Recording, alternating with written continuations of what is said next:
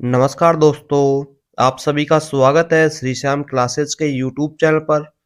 दोस्तों, आज की इस क्लास के जो महत्वपूर्ण क्वेश्चन है आपको वेटनरी से संबंधित जो भी आपके एग्जाम होने वाले हैं, जैसा आपका पशु परिचर का एग्जाम हो गया या एसएसबी वेटनरी से संबंधित और भी जो बीएसएफ वगैरह में आपके वेटनरी से संबंधित जो एग्जाम होते हैं, उन सभी में दोस्तों ये क्वेश्चंस आपके लिए मोस्ट और इम्पोर्टेंट रहने वाले हैं। तो चलिएगा दोस्तों, आज का अपना पहला क्वेश्चन है कि पीसीवी की मात्रा सामान्यतः हीमोग्लोबिन की कितनी गुना होती है।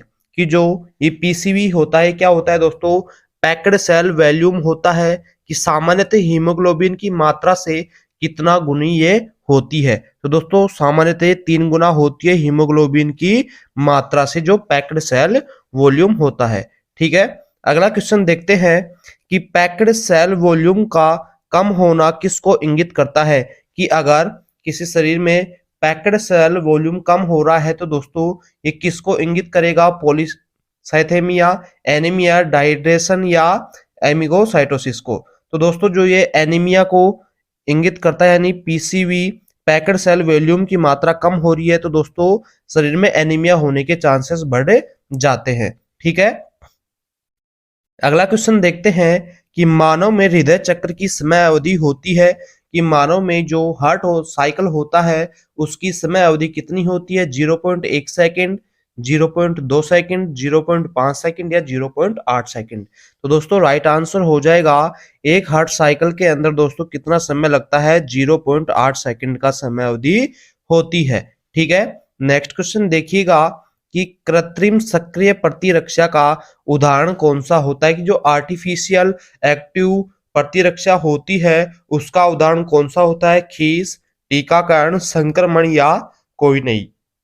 तो वैक्सीनेशन जो होता है कृत्रिम सक्रिय प्रतिरक्षा का उदाहरण होता है। जो टीकाकरण होता है किसका उदाहरण होता है, कृत्रिम सक्रिय प्रतिरक्षा का दोस्तों। ठीक है, अगर दोस्तों आप भी हमारे इस YouTube चैनल पर आज पहली बार नए जुड़े हैं, अगर वेटनरी से संबंधित हर एक भर्तियों का नोटिफिकेशन और एग्जाम से संबंधित महत्वपूर्ण क्वेश्चंस पाना चाहते हैं तो सब्सक्राइब करें आपके अपने YouTube channel Shri Shyam classes को और बेल आइकन को जरूर प्रेस करें। चलिएगा दोस्तों, अगला क्वेश्चन देख लेते हैं। कि क्वेश्चन है, संक्रमण के समय सबसे पहले स्रावित होने वाली एंटीबॉडी कौन सी होती है। कि अगर शरीर में संक्रमण हो रहा है तो सबसे पहले कौन सी एंटीबॉडी स्रावित होती है, आईजीए, आईजीएम, आईजीजी या आईजी। तो दोस्तों जो आईजीएम यानी जो मदर्स एंटीबॉडी होती है ये सबसे पहले शरीर में स्रावित होती है। कौन सी, आईजीएम जो एंटीबॉडी होती है ये संक्रमण के दौरान दोस्तों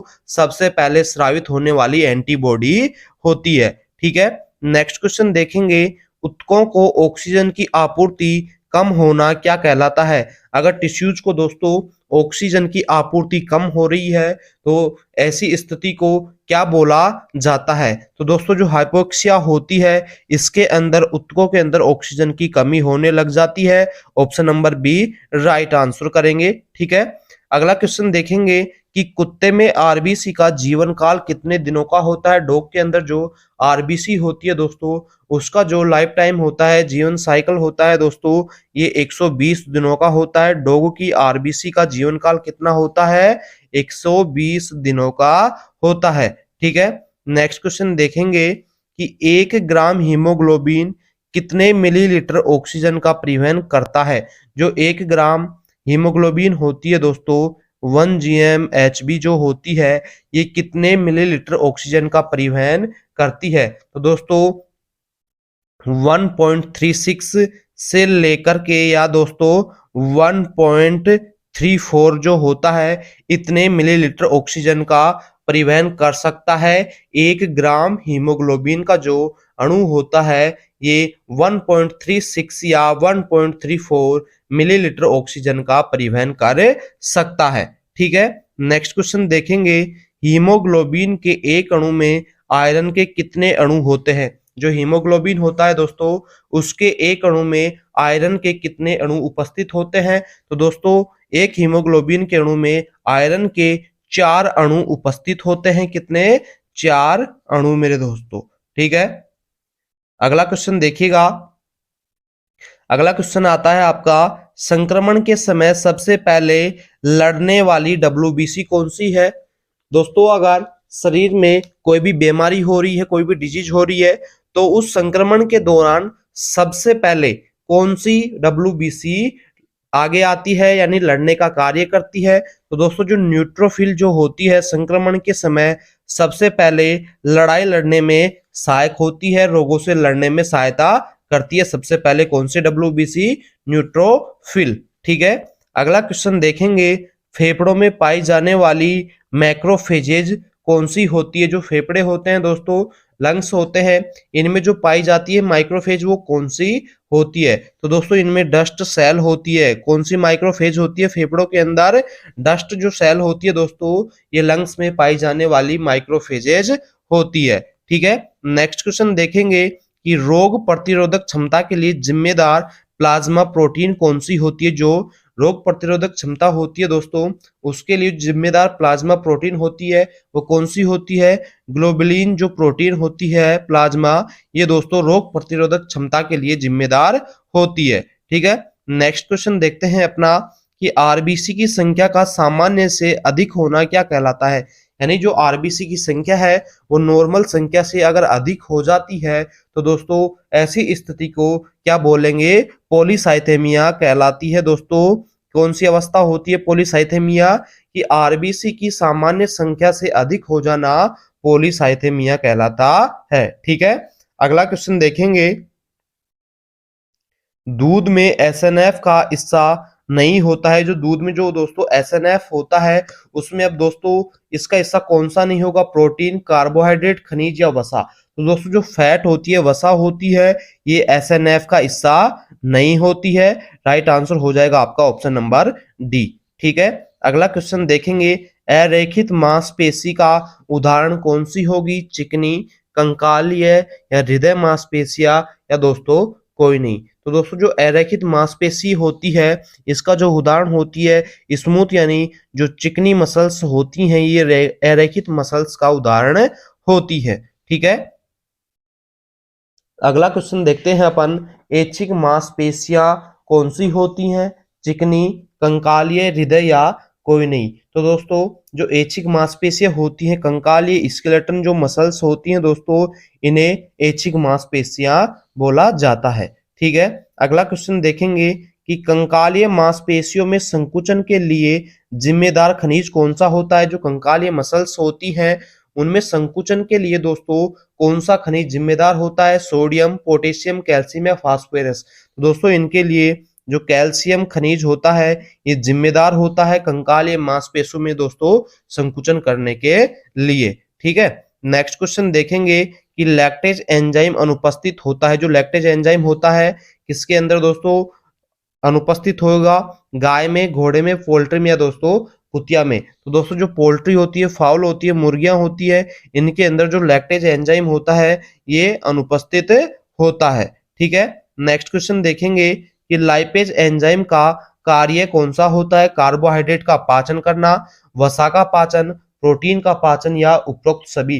तो दोस्तों जो लाइपेज एंजाइम होता है ये फैट, वसा का दोस्तों पाचन करने का कार्य करता है। किसको पचाने का कार्य करता है लाइपेज एंजाइम? फैट, वसा को पचाने का कार्य करता है। ठीक है, अगला अपना क्वेश्चन देखते हैं कि दुग्ध को जमाने वाला एंजाइम कौन सा होता है? पेप्सिन, प्रोलैक्टिन, रेनिन या दोस्तों रेनिन? तो दोस्तों जो रेनिन एंजाइम होता है ऑप्शन नंबर सी को राइट करेंगे। दोस्तों इसकी स्पेलिंग दोनों में से आप देख सकते हैं, RENIN होती है। ठीक है, रेनिन आपको करना है। अगला क्वेश्चन देखिएगा कि पोषक तत्व जिसका अवशोषण रक्त वाहिनी के द्वारा नहीं होता है। कि ऐसा पोषक तत्व जिसका अवशोषण रक्त वाहिनी के द्वारा नहीं होता है? कार्बोहाइड्रेट, प्रोटीन, वसा या दोस्तों इनमें से कोई भी नहीं? तो दोस्तों जो वसा होती है इसका अवशोषण रक्त वाहिनियों के द्वारा नहीं किया जा सकता, बाकी कार्बोहाइड्रेट, प्रोटीन इनका अवशोषण कर लिया जाता है। ठीक है, अगला क्वेश्चन देखेंगे, शरीर का सबसे बड़ा अंतःस्रावी अंग कौन सा होता है? जो शरीर होता है दोस्तों तो इसका सबसे बड़ा जो अंतःस्रावी अंग कौन सा होता है? तो दोस्तों जो इंटेस्टाइन होती है आपकी, जो आंतें होती हैं, ये शरीर की सबसे बड़े अंतःस्रावी अंग होता है। ठीक है, नेक्स्ट क्वेश्चन देखेंगे, फोरेस ग्रंथि यानी फोरेस ग्लैंड्स किसे बोलते हैं दोस्तों? थायराइड, यकृत, एड्रिनल या कोई नहीं? तो दोस्तों जो एड्रिनल ग्रंथि होती है इसे फोरेस ग्रंथि के नाम से जाना जाता है। अब फोरेस के कार्य क्या क्या होते हैं दोस्तों? एक तो शुगर मेटाबॉलिज्म का होता है, सेल रेटिनेंस का होता है, सेक्स हार्मोन का होता है और सोर्स ऑफ एनर्जी। तो ये दोस्तों ये चारों ही जो हैं एस से स्टार्ट होते हैं, इसीलिए इसे फोरेस ग्लैंड्स बोला जाता है, किसे? एड्रिनल ग्रंथि को। ठीक है, अगला क्वेश्चन देखेंगे, 3F हार्मोन किसे कहा जाता है? 3F हार्मोन दोस्तों किसे बोलेंगे? डोपामिन को, एपिनेफ्रिन को, थायरोक्सिन को या एल्डास्टोडेन को? तो दोस्तों एपिनेफ्रिन जो हार्मोन होता है इसे 3F हार्मोन के नाम से भी जाना जाता है, क्योंकि दोस्तों ये डर, लड़ाई और भय के दौरान काम आने वाला हार्मोन होता है। फ्राइट, फाइट या फियर, तीनों 3F के उदाहरण होता है एपिनेफ्रिन। ठीक है, अगला क्वेश्चन देखेंगे, ग्लूकोज का पुनः अवशोषण नेफ्रॉन के किस भाग से होता है? जो ग्लूकोज होती है दोस्तों इसका पुनः अवशोषण जो नेफ्रॉन होता है, नेफ्रॉन के किस भाग से होता है? तो दोस्तों जो हेनले की लूप होती है यानी लूप ऑफ हेनले या पीसीटी या डीसीटी या दोस्तों कलेक्टिंग डक्ट।